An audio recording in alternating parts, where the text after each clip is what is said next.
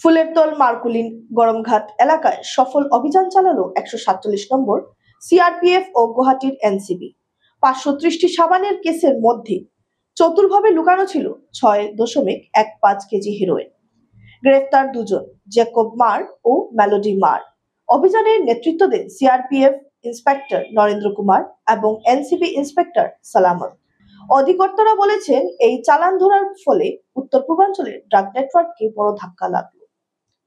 এলাকাবাসীর দাবি, এ ধরনের অভিযান আরো বাড়াতে হবে যাতে সীমান্ত পথে মাদক যাত্রা সম্পূর্ণরূপে বন্ধ হয়।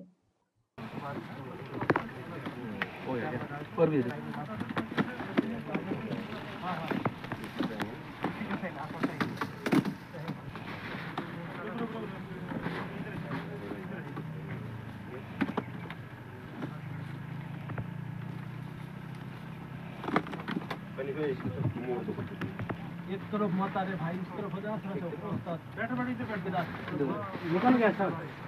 खींचो खींचो खींचो